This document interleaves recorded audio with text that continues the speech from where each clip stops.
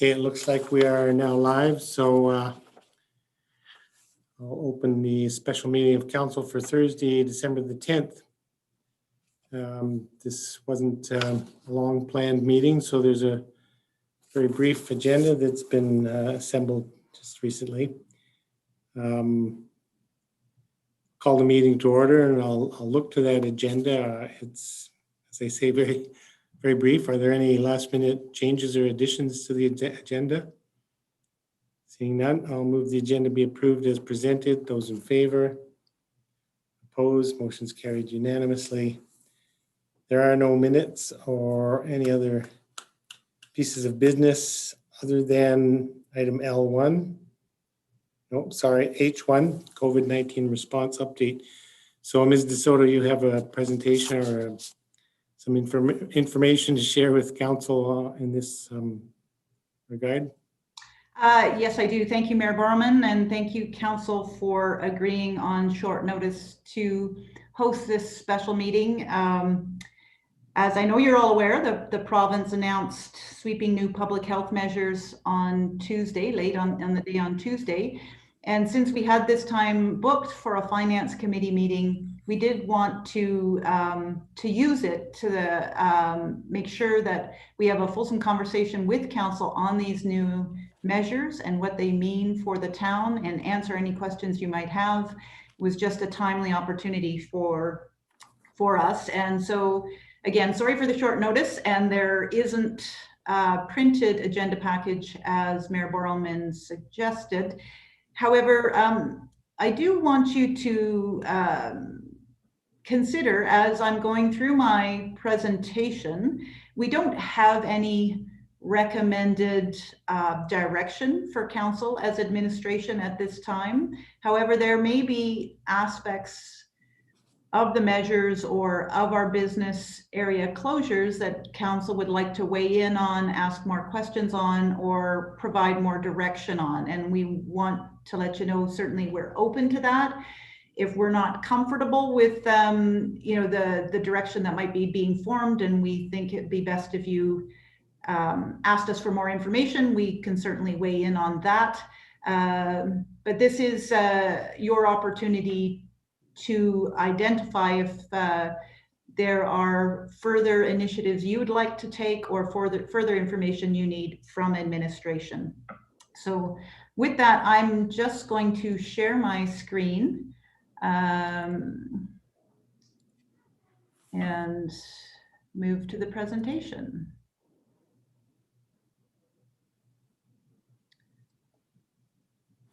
So I'm assuming you can all see that. Yeah, you bet. All right. So I do have an agenda planned for today, and what I want to do is just provide a very high level overview of the new measures, and then get into more specifics on the impacts to our municipal facilities and services and to our staff. We we'll want to take the meeting in camera at some point, and Mayor Borman and council, certainly look to your direction as to when that would make sense. There are some confidential staffing items that we'd like to share with you, but do not want to do that in public. So it might be more appropriate to do that at the end of the presentation, then go in camera and then come back out for further discussion with council. But I'll look to you for that. Mm-hmm. Sorry? There's nothing to prevent us from going in camera more than one time. So it may be that throughout different parts of the presentation that there's interest or need to go in camera, but we'll just play this by ear. Okay. Yeah, absolutely. I'll touch on what's permitted for outdoor recreation, and then identify the areas that, at least as administration, we believe council might want to provide further consideration or direction to administration on. There are some decision-making guidelines that, as administration, when we were in an ECC, we used to help us make decisions. And I thought I would share that for council as you consider decisions, and then we can get into Q&A and any further direction from council. So with that, just in the high level overview of the new mandatory restrictions, they apply province-wide. I went to the map this morning and the entire map is now purple. They are in effect, all the measures, till at least January 12th, 2021. And that's a minimum date and is essentially 5 weeks from the announcement date of December 5th.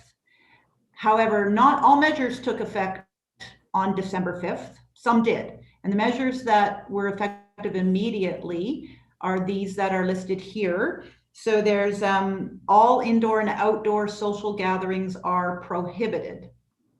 Now, I attended a follow-up webinar with the Chief Officer of Health, Dr. Dina Hinshaw, and municipalities, all municipalities, and there was lots of discussion about outdoor social gatherings and what constitutes an outdoor social gathering, and we'll get into that in a little bit.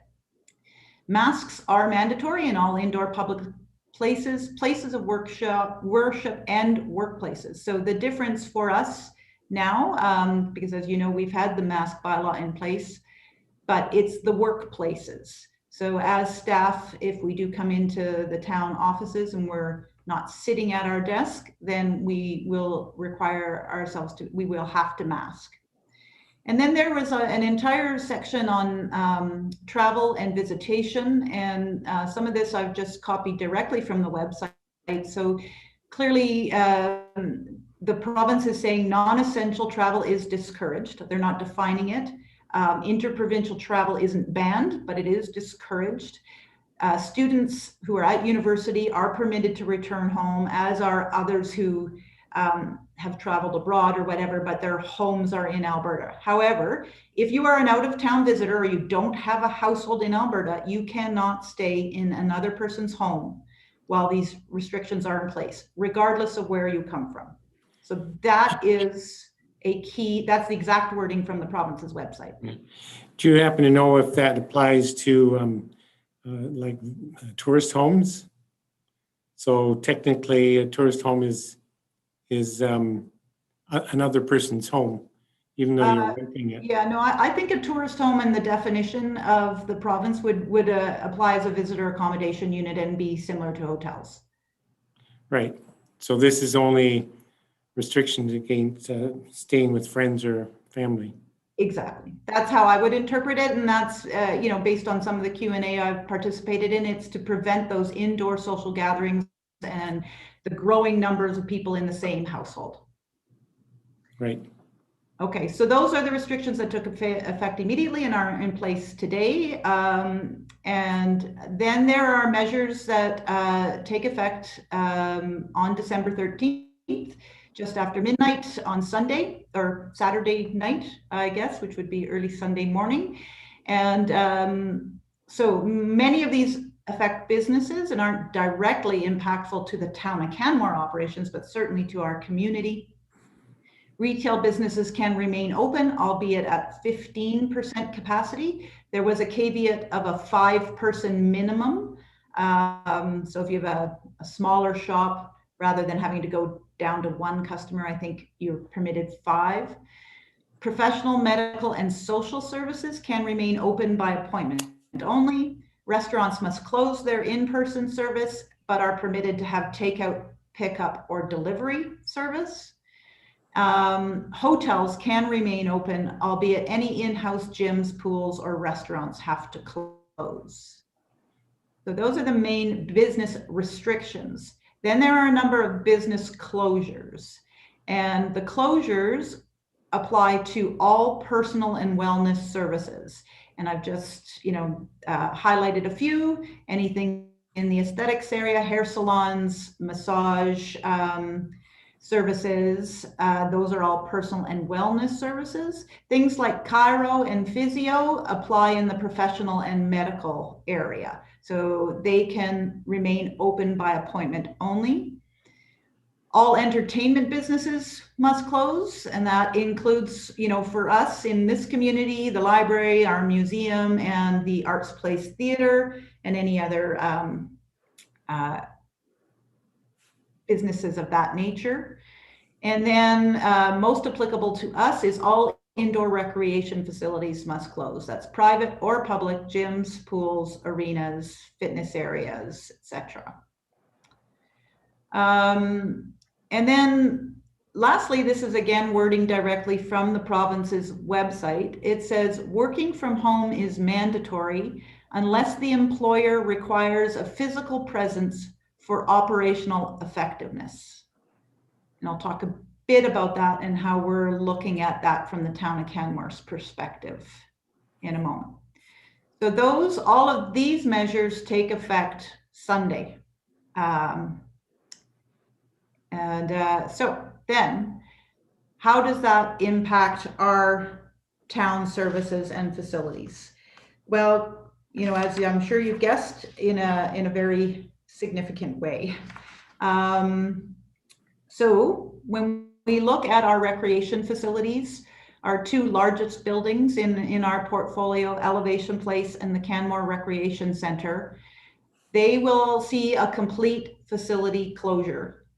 Now, I do want to share that, again, on the follow-up call I was on, there are, especially in smaller communities, where recreation centers also provide an opportunity for places of worship to rent and hold their services. They may have meetings such as Alcoholics Anonymous occur in them. They may do some social services out of them or some daycare services out of them. So it's clear that though there are some exceptions for recreation centers, if they're providing those services that are deemed essential and can stay open, such as daycare, places of worship, or social services. However, in our recreation centers, we haven't been providing any of those, so we foresee complete facility closures.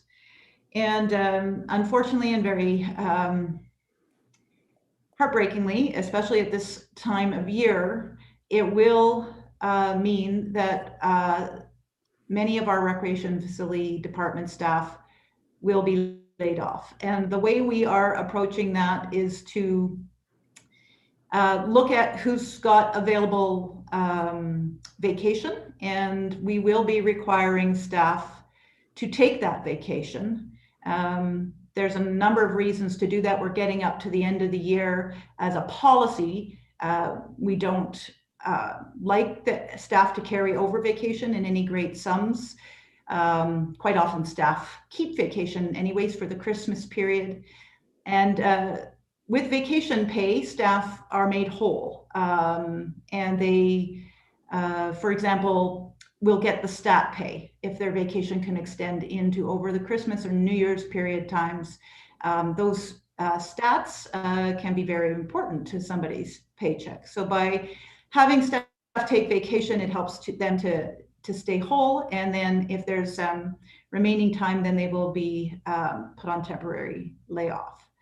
And as I said at the outset, the minimum time we're expecting is January 12th. I think it's important to note, you know, if you can think back to the spring, the province had suggestions of staged relaunches where different businesses would be allowed to reopen at different times. Again, on the call that I was at, there was questions about relaunching, and the province isn't there yet. There is some suggestion that it will be a staged relaunch, but what will come in stage 1 versus stage 2 is unknown. And it will really depend on the numbers the province is seeing. So it's a minimum till January 12th. And then there is nothing to say that, I mean, we've shared this before. Our recreation facilities are not like light switches. We cannot just flick a switch and we're back operating and have all our programs registered for and all our ice in and you know, everything operating for full use. So depending on when the province allows us to reopen, and because we are looking at layoffs, you know, we will at that point call people back. That's another thing that takes time, is to call people back, get our services and our facilities and infrastructure back up running and then be able to open to the public. So it is likely that it'll be well into the end of January before we're back to normal. If this light switch is allowed to go back on January 12th. So that's Elevation Place in the Canmore Recreation Center. With the Civic Center, Public Works bylaw, the fire hall, and RCMP building, where we all have office and administrative staff, as well as some operations staff. As council's well aware, our operations has continued. Our streets continue to be cleared, our waste and recycling continues to be picked up, fire and emergency services and bylaw and RCMP continue to operate. However, we have office and administrative staff, and we must follow the new mandatory order, which says that if possible, or if there is not an operational need, then staff shall work from home. So, and there is no direction about government offices the way there is for business restrictions for medical, social, and professional services, for example, that says they must go to appointment only. So this is one of the areas we would like council to weigh in on, but administration is looking at moving to appointment only services at all of these buildings. Much of them have been operating that way. However, at the Civic Center, we have left our front and rear doors open until this point, and we are looking at closing those doors now. And it would go back to sort of where we were at the spring when our facility was completely closed. To get any in-person service, you would have to call to make an appointment, and it might not be that day that you can get the appointment, but we would arrange to have somebody meet you at an appropriate time. Just Yes, a question on that. So then, if all staff are have to work from home, and somebody was to arrange an appointment, then that staff would have to come into the building. How much wiggle room is there in the provincial guidelines? There's quite a bit of wiggle room, and sorry, I don't have a slide on this prepared, but we do have a general assembly later this afternoon for all of our staff, and it was something I was going to discuss with staff. So the operational efficiency is being left up to employers. It's up to the employer to determine what an operational efficient requirement is. So we've been discussing that, and the approach that we will use is to have managers work directly with employees. And some examples of an operational need are, for example, today I'm in the office because my internet is not reliable at my home, and I was presenting today. So that was an operational need that I be here in the office. Another one might be that you have to come in and provide an in-person service to somebody who's made an appointment. You might have to sign checks. You might have to sign contracts.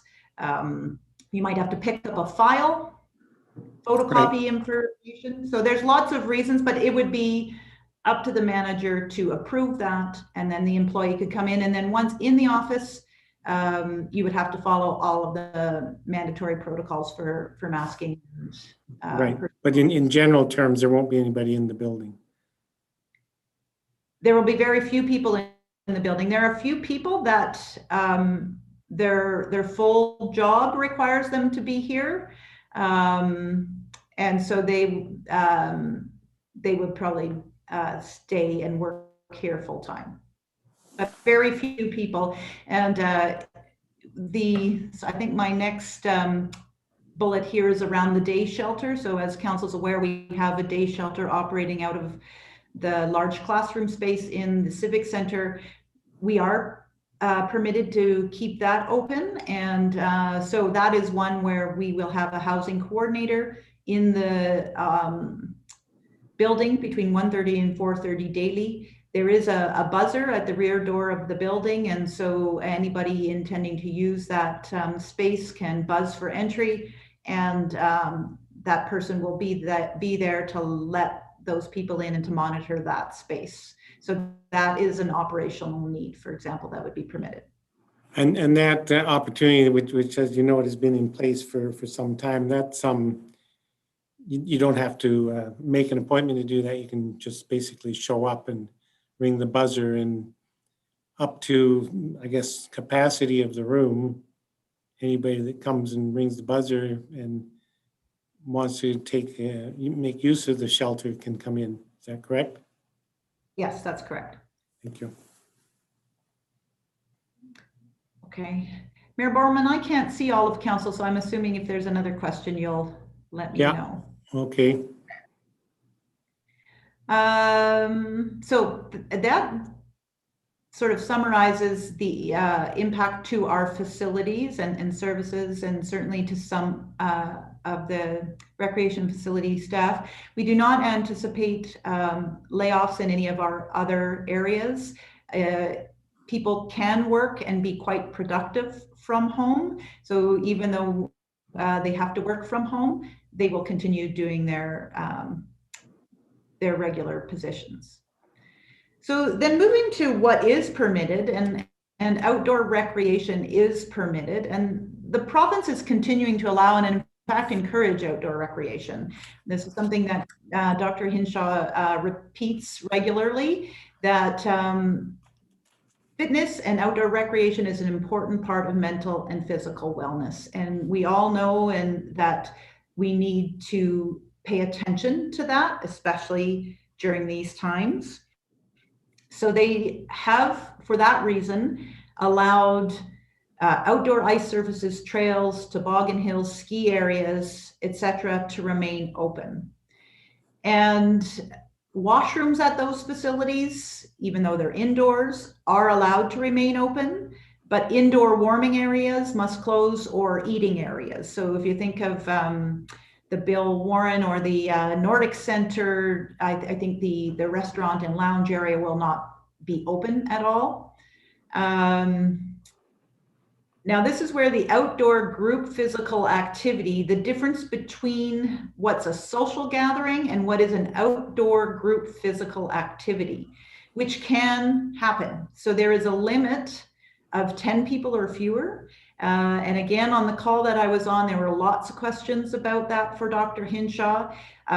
Things like running clubs, a game of shinny, a walk with friends or family, going up to the dog park and bumping into people you know, as long as you're in the process of an activity and you are in a group of less than 10, and so a running group or a walking group, you would keep your physical distance or mask, then that is permitted.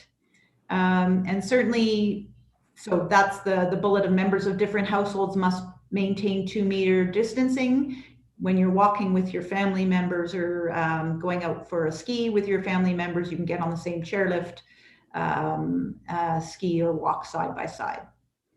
And there are going to be guidelines outside of the regulations that will be released. Many municipalities are eager to see those, as are we, especially around management of outdoor ice surfaces and what that will require us to do. However, they haven't been released yet. So there's still some questions about capacity of rinks. If you can think of, there's clearly different capacities for our pond versus our boarded ice surfaces versus our small passive surfaces in some of the smaller areas. So there's a bit of a wait and see on the responsibility for managing capacity on those spaces. So that's outdoor recreation. Now I'm going to jump in with a question on that. So the fourth bullet point, members of different households must maintain 2-meter distancing at all times. I assume that would apply to Main Street as well. I mean, this is, you wouldn't have different reduced restrictions in the outdoors if people are on Main Street? Yeah, so Main Street and trails and pathways, there is no public health concern or public health data that I'm aware, at least in what I've heard and listened to, that says passing somebody on the street is problematic. So if you're passing on a trail, or if you're just, but the act of being together in that cohort, going for a run, like side by side, moving together, is where you want to maintain that 2-meter distance. When you're just sort of passing on a street or crossing a street at a crosswalk, those kinds of things. If you're waiting and standing at a crosswalk in groups, if possible, you'd want to maybe allow for space between you. But again, the key indicator as well is time. And so if you're not beside somebody for that critical period of 15 minutes, right? That's what defines a close contact. Right. Okay, Okay. we can come back to that later. Sure. Perhaps. Yeah, and that is certainly an area that I expect council will want to have further discussion on. And so with that's where I wanted to go to now and just share what we as administration were thinking that we may want to get into discussion, and council will probably have positions on. So with regards to the office closures and moving to in-person service by appointment only, we'd like confirmation from council that you support that.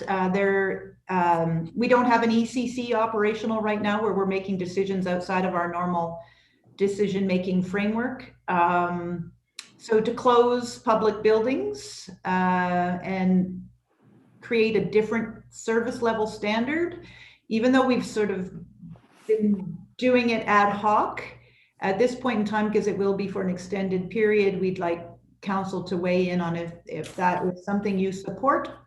The alternative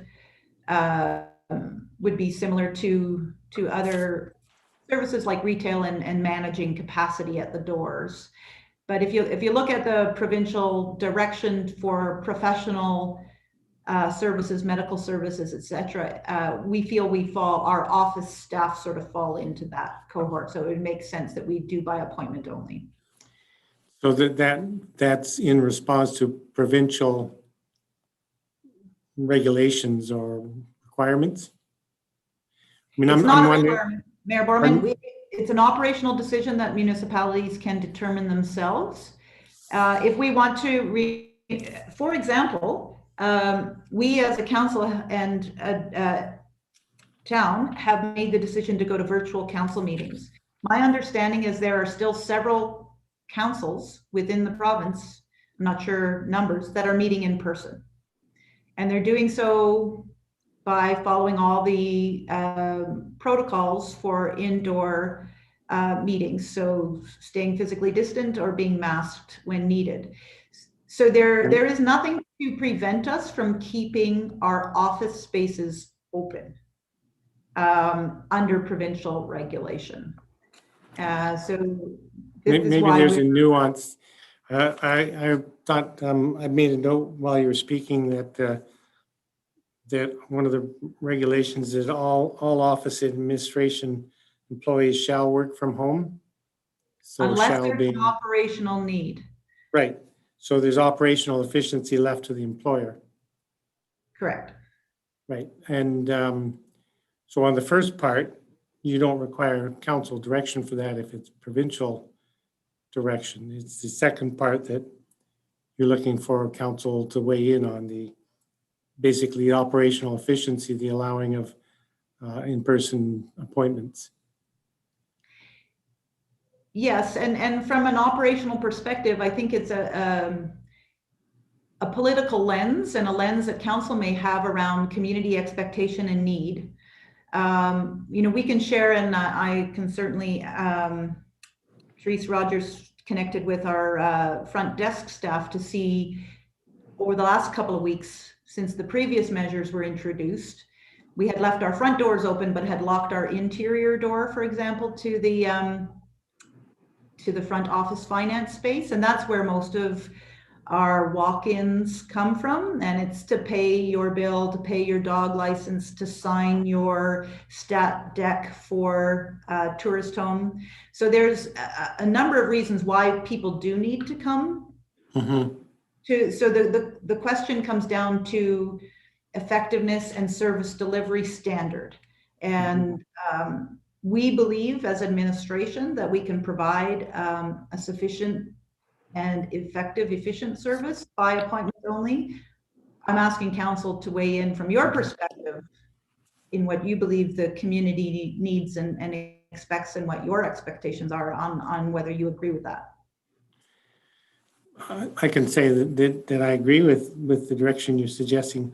Just trying to play it out in my head. So, for instance, to pay a bill. So how many people will call ahead to come and pay a bill? They'll have to learn to do that. And then the office staff at the front desk would have to, I don't know, come in every time somebody wants to come and pay a bill, or establish a time period, come between 9 and 12 on Monday and we'll be here and you can pay your bills. Just trying to play this out. I mean, I've sat in my... That's exactly how it would work. Pardon me? Yeah. As I said, that's exactly how it would work. And we have experience doing this. This is exactly what we did this spring when we were forced to close. When that was a complete shutdown, we had to close in the spring. Right. But the appointment is not at the customer's pleasure. The appointment would have to fit within specific parameters that we would establish.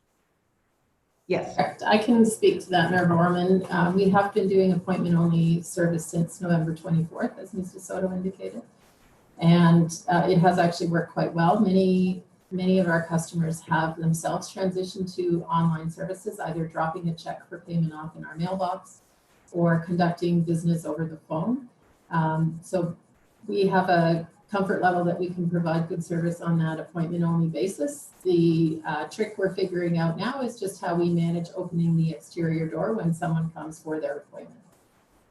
But the process has worked well. We would, in this case, still likely have one person here, although the building is closed, to collect mail from that mailbox and then to be available for the statutory declarations that may need to be signed and so on. So I think it's more efficient than, it wouldn't really play out that a customer would phone and then an employee would have to run from home, come to the office and meet that person here. We have the system in place to continue with maximum efficiency, likely again having one person here to be able to conduct work and then therefore available for those appointments. Great, thank you. Just another curiosity when I was coming in now, because I also, when I'm doing a Zoom meeting like this, I use the office in the town hall because of the certainty on the internet connection here. I was wondering coming in about the masks that we hand out at the front of the office. Is there any, I don't see any opportunity to be handing out masks past this point. I would ask Ms. Rogers about that as well. I don't know how we're planning to distribute those now. I'll have to get back to you on a method for doing so. Currently, we have them in the atrium area. So with the building open and the front desk closed, folks are still able to access the masks. There may be an opportunity to have those at the rear of the building in conjunction with the day shelter, or that may just have to go on right now or be by appointment. So. Yeah, that's a good thought, the rear door, since people will be coming there. I mean, I've been watching and often people were coming in just to get masks several times a day. I saw people doing that. So it's certainly a service that's appreciated. Okay, thank you, Therese. So moving on to other areas where we would like council input on. And the second one is just around New Year's Eve fireworks. I believe council's aware that we were planning fireworks not to would not allow any attendance at the site. They would be high-level fireworks, so could be seen from people's front porches or street. And just given where we're at, it may seem a no-brainer to some that we need to continue to do that and find opportunities to celebrate the turn of the calendar. I think everybody will look forward to turning the calendar to 2021. However, there is an expense to doing this, and an optics around that we thought, again, council may want to weigh in on. So we don't need to have that discussion right now. If we can go through the rest of these, and then I can get to the decision-making framework that I think you might want to use as you're going through these, we can come back to each one of these. And then the next one is around visitor management. Mayor Borman, you were already mentioning Main Street.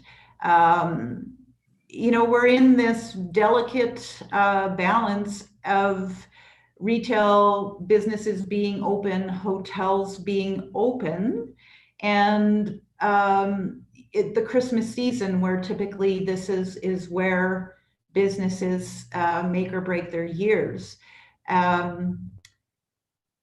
Earlier in the year, we were saying, stay away, right? There were signs at our entranceway saying now is not the time to visit. So we don't have any recommendations in that regard. We aren't planning to put signs out, but that might be something council would like to weigh in on from a visitor management perspective. Are you comfortable with the public health measures that are in place now regarding limiting numbers in spaces and masking, etc.? Or do you want to see more measures adopted there? And so that would be something we would ask you to weigh in on. There are a couple of areas we want you to weigh in on, but we're thinking it's best to wait till the Finance Committee. At the Finance Committee meeting, which is directly following this one, Ms. Rogers and Ms. Richardson will be providing a high-level overview of the 2021 budget, where we're at to date, and going through all of your priorities as well. And so it's more appropriate after that presentation for you to take a look at the budget direction you gave us back in August in light of these new restrictions, and consider if that budget direction is still appropriate or whether you want to provide any further direction. And then there is this priority around outdoor amenity space that council provided in late summer. I think it was in September, actually, you amended your priorities, and the key priority around outdoor amenities was to ensure the safety of our residents and visitors by increasing our maintenance and attention to outdoor amenities. However, given these new restrictions and the ban on social gatherings outside other than physical fitness groupings, we just want council to weigh in and have a discussion around what kind and types of amenity management do we get into, and the costs for managing them under the new guidelines, which we've yet to see. So not sure we can answer all of the questions there, but I'll give you an example in this one, and then again, we'll hold off to discussing it until the Finance Committee. But we could put a significant amount of resources into building up our boarded ice surfaces, only to not be able to manage the usage of them, and have either provincial regulation requirements to close them or citizen demands to manage it or close it in a different way. So those are just sort of some of the considerations that we'd like to discuss with you, and we'll be able to do that at the Finance Committee. So then when I was just looking at decision-making guidelines and what we looked at as administration when we were making decisions earlier in the year, and as we were looking at how should we operate, for example, in our office space and moving to appointments only, the first and foremost is we must meet the mandatory health measures. So that is not optional. So if it's required, we must do it. Closing our recreation facilities must happen. Then, we look at the rest of these sort of equally. Well, safety of staff and patrons is absolutely paramount, and we had talked quite a bit about that when we were looking at, for example, the cleaning protocols for outdoor washrooms and things like that. Cost benefit assessment, that was a bit of an example I was just giving around resources and costs to either provide New Year's Eve fireworks or build boarded ice surfaces versus the benefit we would achieve from that. The flexibility and scalability of services. So we want to make sure we can pivot and be flexible, because if there's one thing we've seen this year is that things change regularly, right? We had to pivot 2 weeks ago, and here we are pivoting again. So we don't want to put something in place that is rigid and unable to be scaled. And then there's your priorities. What you've told us, you believe are the community's priorities as well, and the community expectations around those priorities. And then council obviously brings a political lens to things that sometimes administration just doesn't see, and that's often around community expectations and what you're hearing from your neighbors and constituents. So those are the things we would like you to keep in mind as you're going back and looking at these areas of input, whether it's visitor management, office closure, New Year's Eve fireworks. That's specifically what we'd like you to weigh in on now. But you may have other areas or questions that you have and wish to discuss. It didn't seem like there were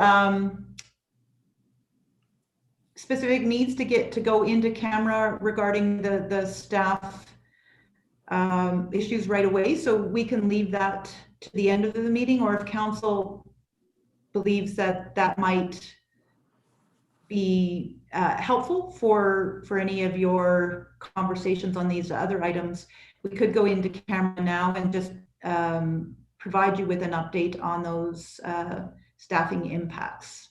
But I'll look to you, Mayor. I think it'd be preferable to hear that in camera, that information prior to council making any decisions or giving any direction.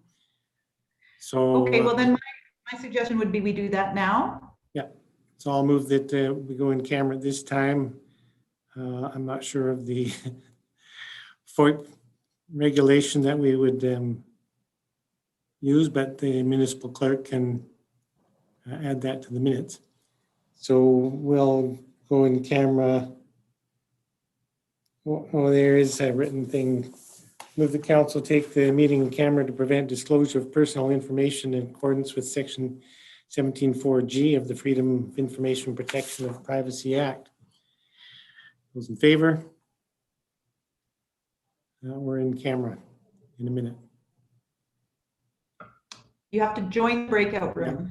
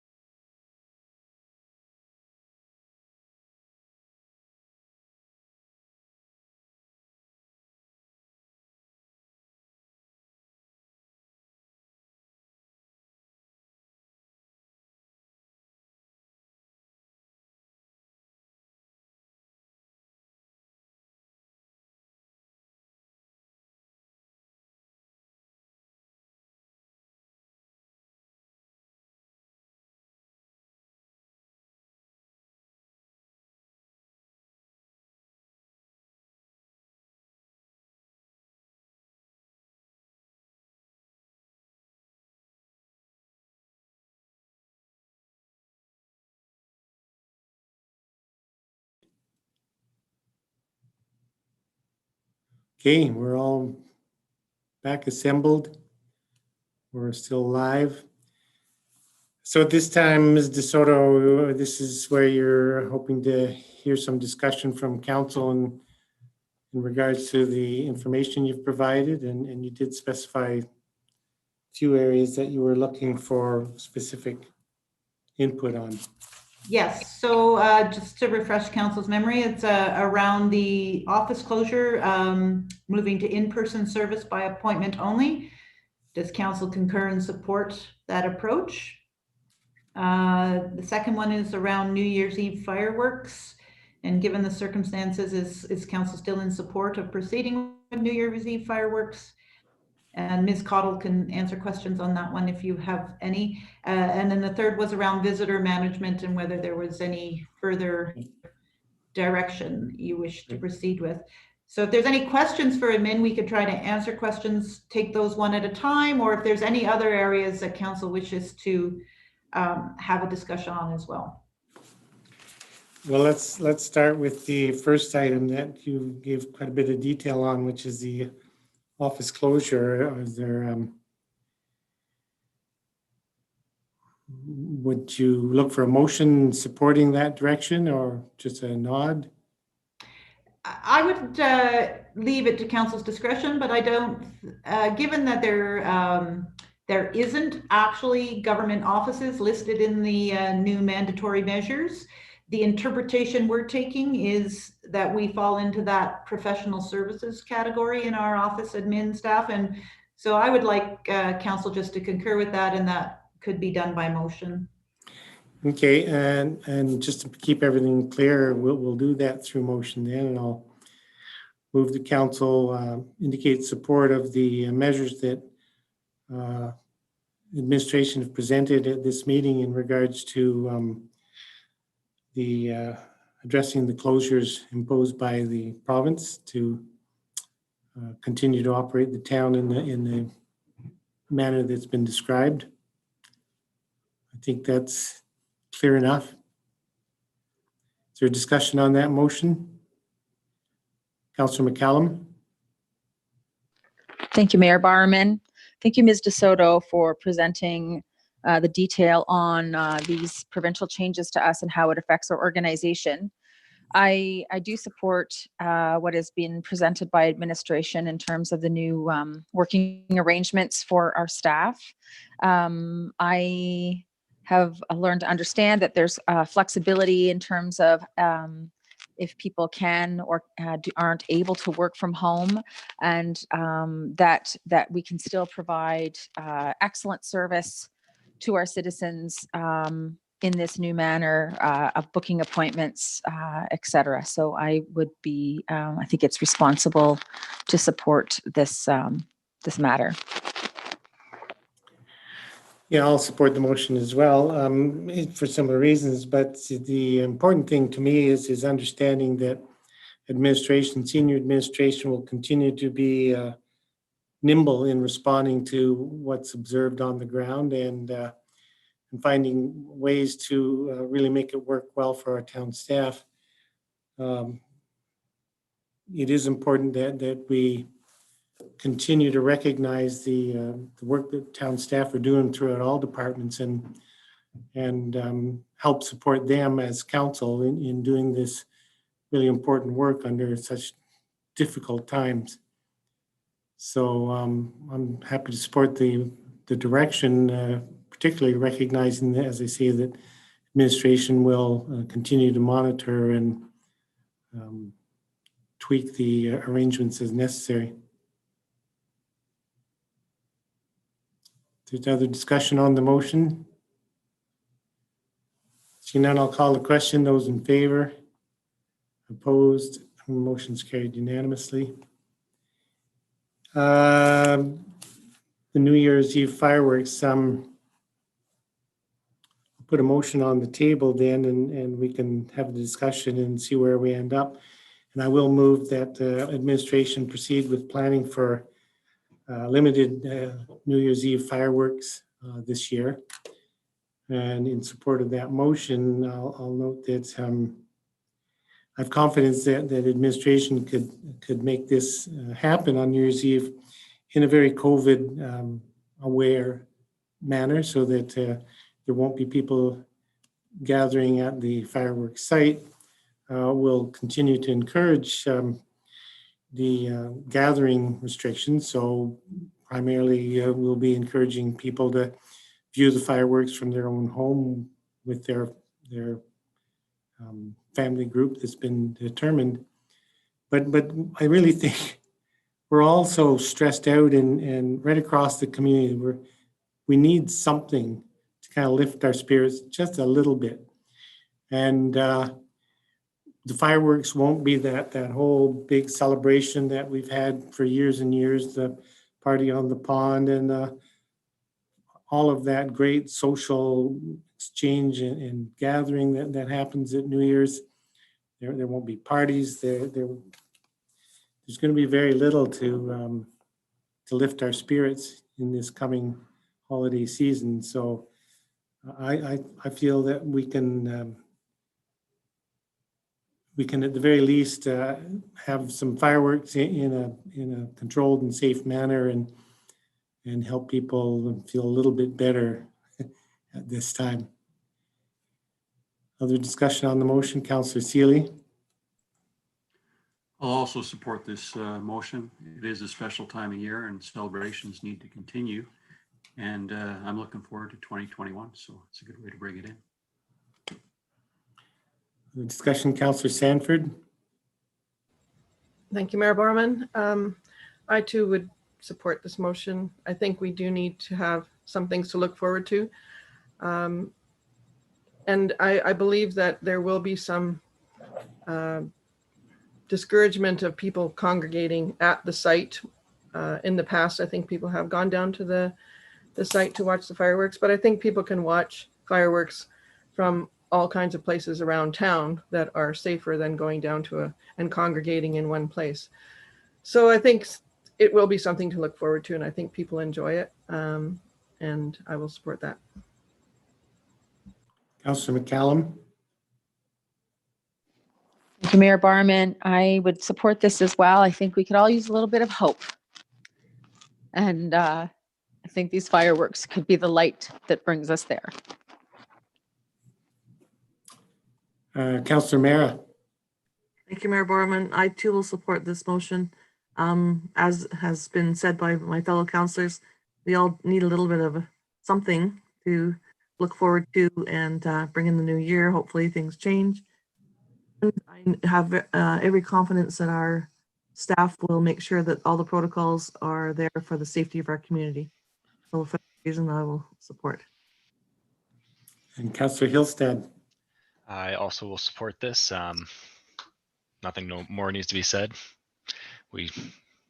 Nothing more needs to be said. So Great. With that, I'll call the question. Those in favor? Opposed? Motion's carried unanimously. The other issue or area that admin is looking for some council input or direction on is around visitor management, which is the stickiest wicket, I would say, of the discussions today. I do have a roughly worded motion to bring forward. Well, a few actually. And I do want to see a discussion around the possibility of adding to our current mask bylaw. And the discussion can happen once I put the motion on the table. So I want to see, I think we should have a conversation around that. And I think we could consider the possibility of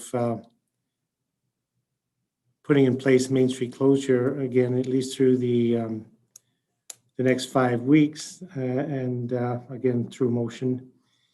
And then through motion, we can have discussion around the interest or the need for for entranceway signage to reflect the current situation.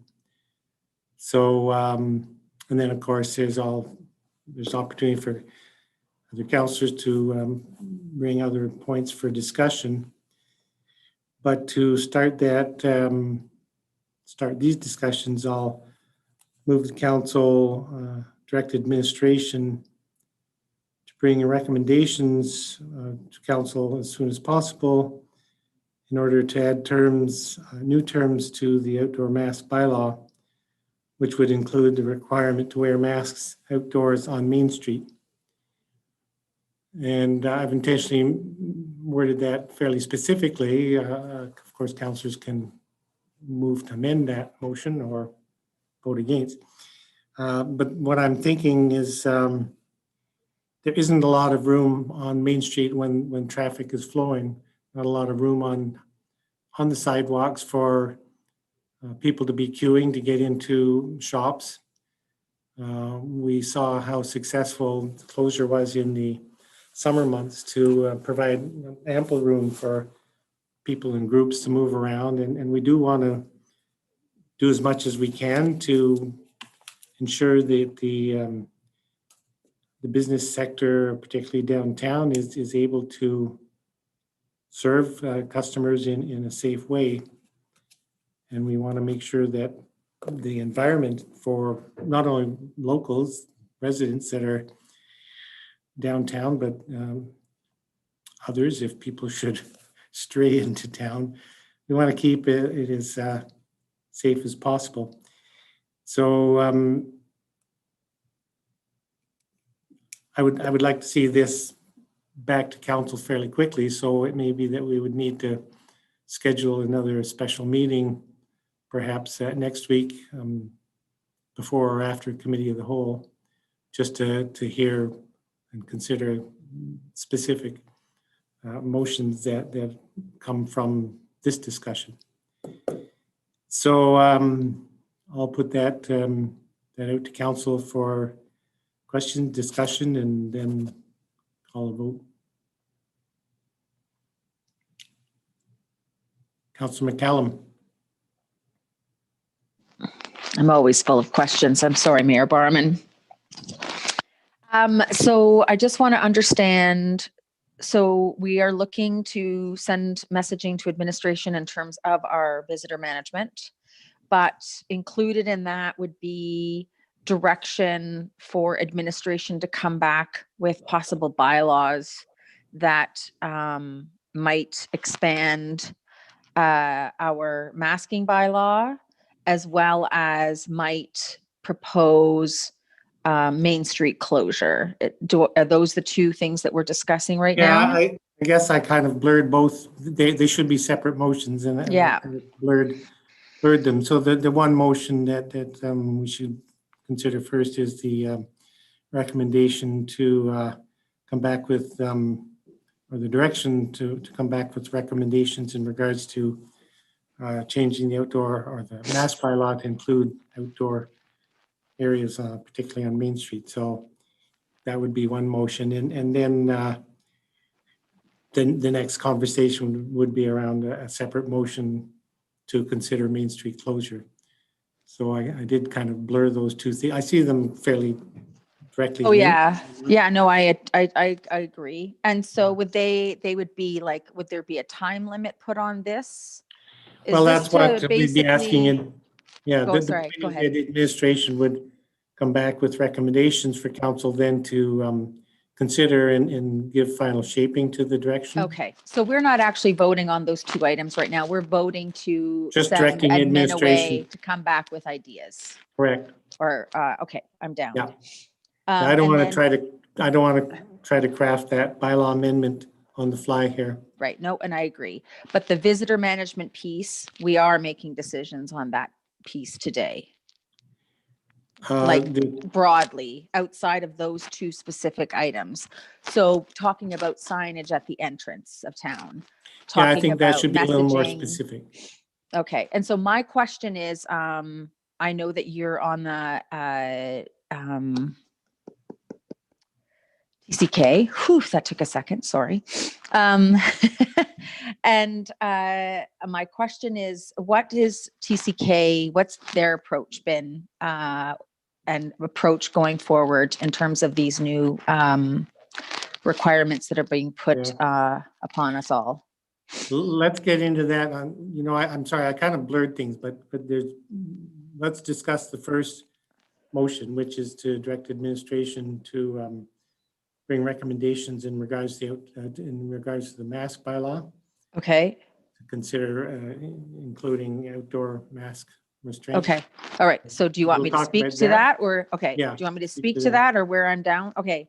So I would be in support of administration bringing options back to council.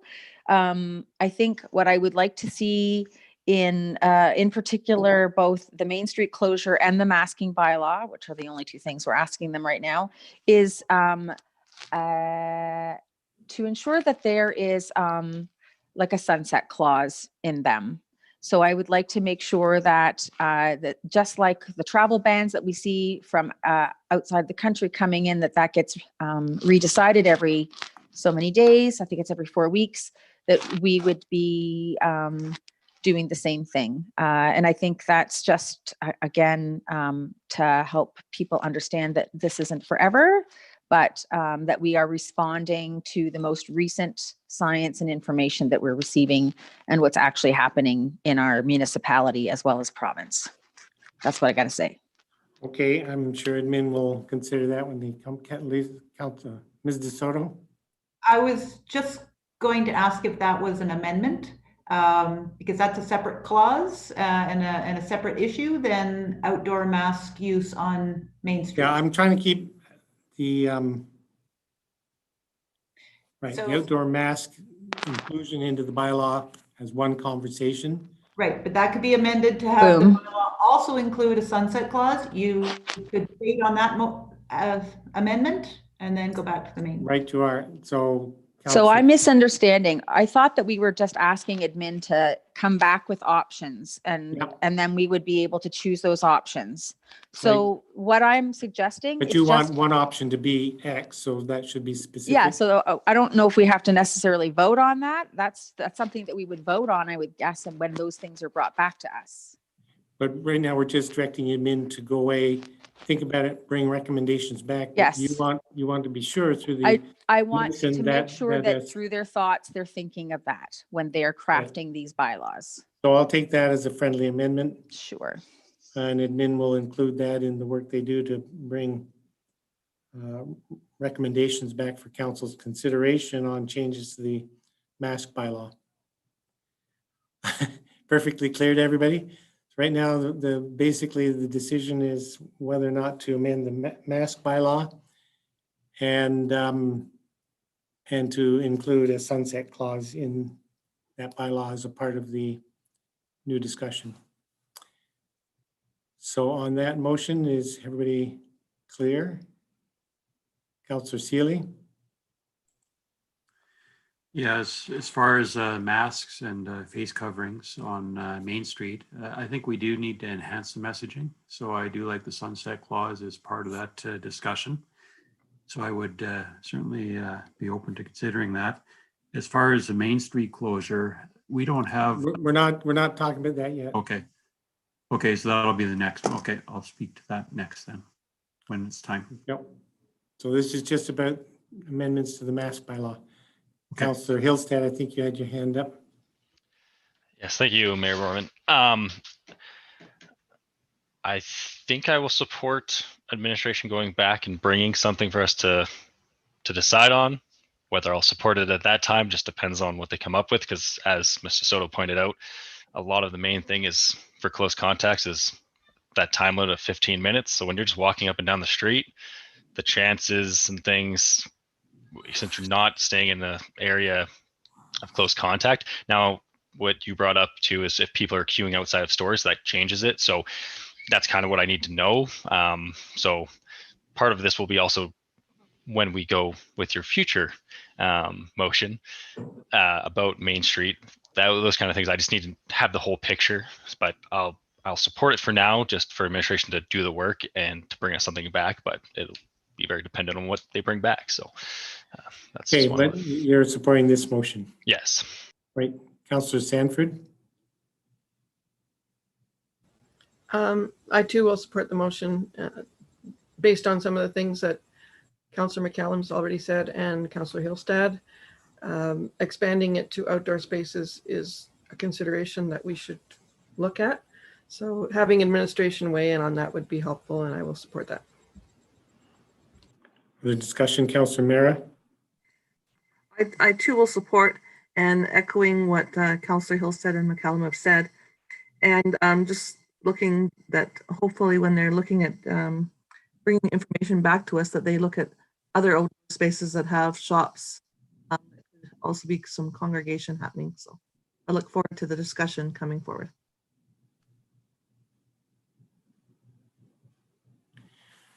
Okay, I think the motion was specific to Main Street.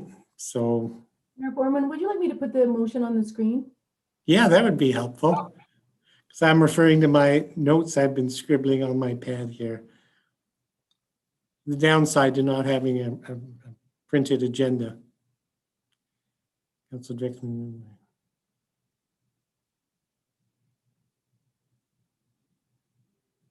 Perfect, that captures it.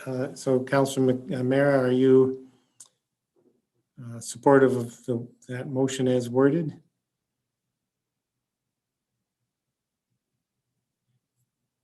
Yes. Councillor Hillstead, you have your. Yeah, just for there, I just feel by adding a requirement for mask 2, I think it should be to be worn. That's just a Right, you are. That's all. Okay. Is there any other substantive discussion on the motion? Seeing none, I'll call the question. Those in favor? Opposed? Motion's carried. As I indicated in the discussion, we can consider adding a special meeting again to the agenda, or to the council's agenda for next week, hopefully, but we'll see how that plays out. So then putting forward a motion to direct administration to bring recommendations to council at the same time, I suppose, considering the possibility of Main Street closure in consultation with the BIA, the Downtown Business Group. And I'm just going to give the municipal clerk a moment to capture those thoughts. Can I? Yes. I just don't think there's sufficient time between now and Tuesday, which is when we have a committee of the whole, to consult with the BIA. Okay, good point. So I'll strike that part, but you understand that that's the intent. I do believe there was a previous survey of the BIA done. Now, of course, that was done prior to these new measures, and maybe Councillor Mara, or I see Ms. Cottle has a. Yeah, the BIA currently has a survey where they're asking about exactly these issues. So I have just been emailing Ms. McClett to try to get the latest results of those surveys. I can say that early indications are that the businesses are not supportive of a closure at this time. Are not seeing it as a need or an issue. So we can get the most recent updated survey and provide that, right. But that will be the extent of what we're able to do. And I think that's all council should be asking is to, for administration to do some studies and to consider the possibility and report back to council on that work. Is there, Ms. Hyde, do you have that written down? It was helpful to see it.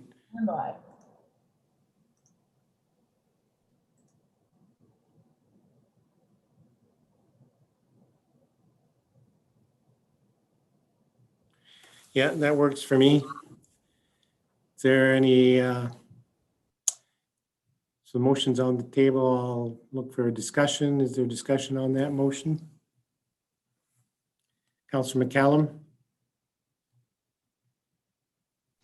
I'm wondering if the motion, and this would be a friendly amendment, Your Worship, would be with respect to consideration of a temporary Main Street closure. Sure, I'll accept that. Thank you. So in response to this, I would be pleased to see this come back to council for decision. I'm not sure where my head is at. I guess what we see over the course of actually this weekend in terms of, if the Premier's office and the Ministry of Health are sending out messaging saying non-essential travel discouraged, and we see Main Street this weekend completely chock-a-block with visitors, then I think it behooves us to consider our locals as well as our downtown businesses. And our locals still have businesses that they want to do that they need to do downtown. And if visitors continue to disrespect recommendations from the province, then it kind of will set my mind to a certain extent. But again, we'll see. I have no idea what the weekend will look like. Hopefully everybody takes these recommendations seriously. Okay, further discussion on this crude motion? Seeing none, call the question. Those in favor? And opposed? Motion's carried unanimously. And then I'll put one other motion forward, direct administration to install entranceway signage that reflects current provincial recommendations discouraging out-of-town travel. And I don't want to be very specific in the wording because there's some nuances and some threading of the needle on this. But the province has clearly stated that out-of-town travel is discouraged. So I think that's the language we should echo. And I recognize that there may be some interest or some suggestions from the community that we stop travel, but I recognize that's not something we can do, particularly when it comes to Highway 742, which is a provincial roadway that people from Calgary will be traveling on to get to the Nordic Centre and up into the Spray Lakes and other provincial park areas. So I don't know if the municipal clerk has captured the wording. No.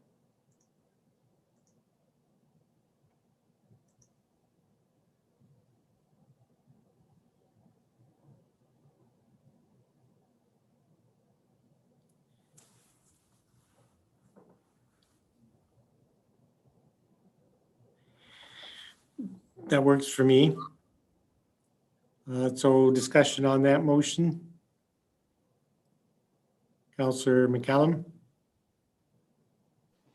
Thank you, Mayor Barman. Just some clarification from administration. Is the provincial order discouraging out-of-town travel or unnecessary travel? If I understand it, it's all out-of-town travel is discouraged at this time. That's, I mean, there's a lot of information to process from the other night. Yeah, I just want to make sure because out-of-town travel, so that means that people that live in Lake Louise shouldn't be coming to Canmore to do their shopping. Is that what that means?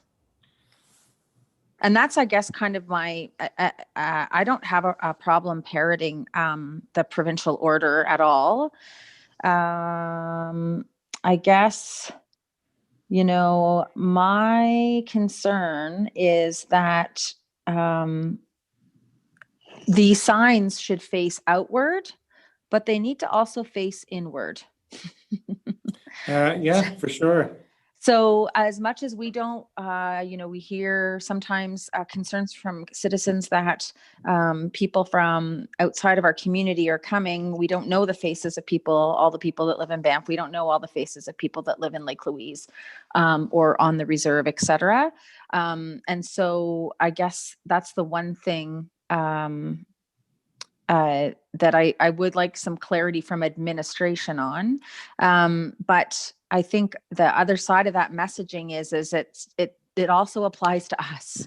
So if we're asking people to not come into our community, then maybe we shouldn't be leaving our communities either, as much as is possible, understanding that there's a lot of necessary services that are located outside of our community. I So- think the messaging, it does have to be both, facing both ways, or I shouldn't say that specifically. But you're right, local Canmore residents have to be far more considered when they decide to leave town. Just looking at the wording from the provincial website, notes that all out-of-town travel is discouraged at this time. If you must travel, follow physical distancing and gathering restrictions, take all necessary precautions to protect your health and the health of others. Download and use the mobile contact tracing app while out in public. What's the point of So that? there are Sorry. more details in the provincial direction. I would leave it through this motion. I would Yeah. leave it to administration to ascertain the best wording. It's a small space. The signs are small, and how to have the message shared so that it applies both to visitors coming to Canmore as well as Canmore residents thinking about leaving. Okay, that's great. I would support this motion as written. I guess my other question is if there's an ability for administration to petition, or who has control over that big sign that's just past the 22 Highway 22 cutoff that heads to the mountains. If there's any influence we can put on that as well, because by the time people access the town limits, they're coming whether or not. But if they might be think twice if they see it as they're leaving the city. Yeah. But we did try to make that happen in the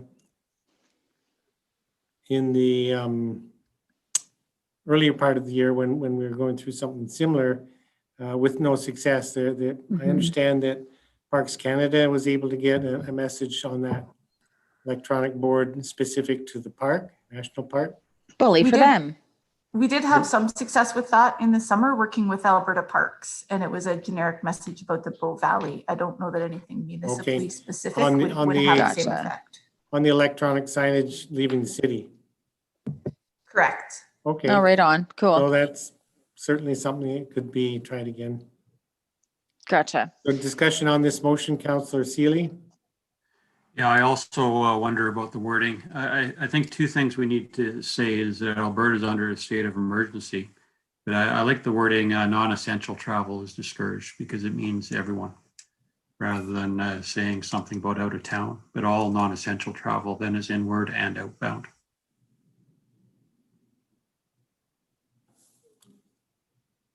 All non-essential travel is discouraged. That's good. Yeah, I'll accept that as a friendly amendment. Is there a discussion on the motion? Further discussion on this motion? Give you a moment to consider it. If there's no further discussion, I'll call the question. Those in favor? Opposed? Motion's carried unanimously.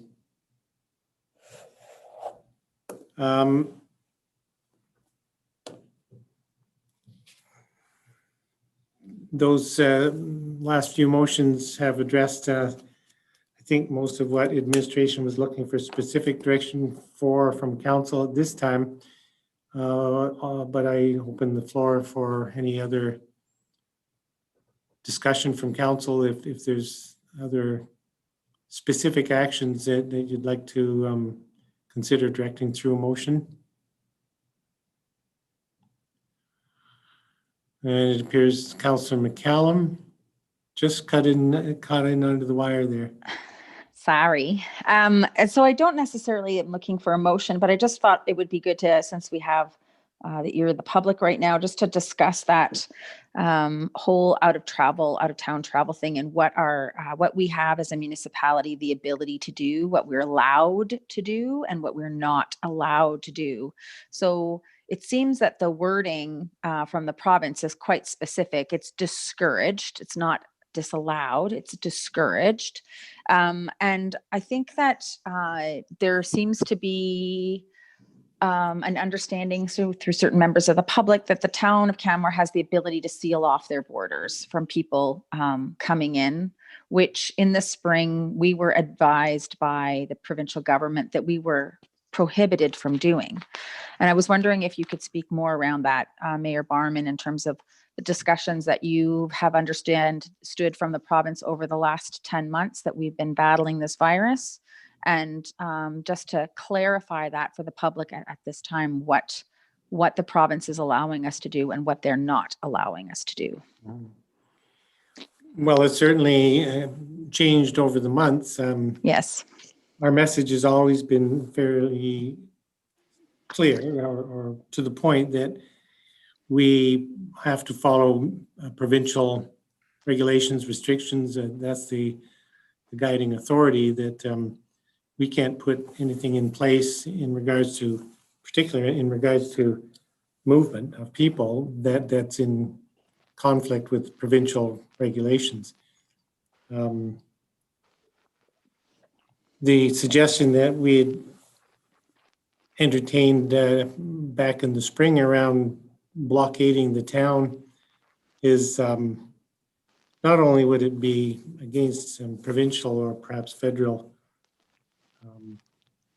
regulations, it would be almost, well, I would say it would be impossible to put in place and manage with the resources we have. It would require half a dozen different blockade sites, each of which would have to be staffed regularly, I mean, constantly. And we would find that there'd be blockades. For instance, there would have to be effective, there'd have to be a blockade at every exit off of the Trans-Canada Highway. I don't think we can block Highway 742. That's a provincial highway. People need to travel on to get up into the Spray Lakes and other provincial districts. If you imagine blockades at both the north and south exits at benchlands, for instance, that would mean that every time somebody living in Cougar Creek was driving downtown, they'd have to go through the blockade, go downtown, do their business, go back through, well, they'd have to go through a second blockade south of the highway. So the inconvenience to our residents would be substantive. And the other consideration is that Canmore is and always has been a service center for the entire region. And I'm not supportive of blocking our neighbors from Harvey Heights and MD of Bighorn, Eggshaw, Town of Banff, the village of Lake Louise, Stony Nakota. There's a number of essential reasons why those people should be able to come to Canmore and access our services. So, well, that's just that's a quick smattering, and it's good. Yeah. I just thought it would, I hear that question quite a bit. I see it on social media, and I thought it might be good to reiterate it one more time. The other question I had is, was there in the conversations that were had with the Ministry of Health that Ms. DeSoto had been privy to, was there any direction with regards to people going to their non-primary homes?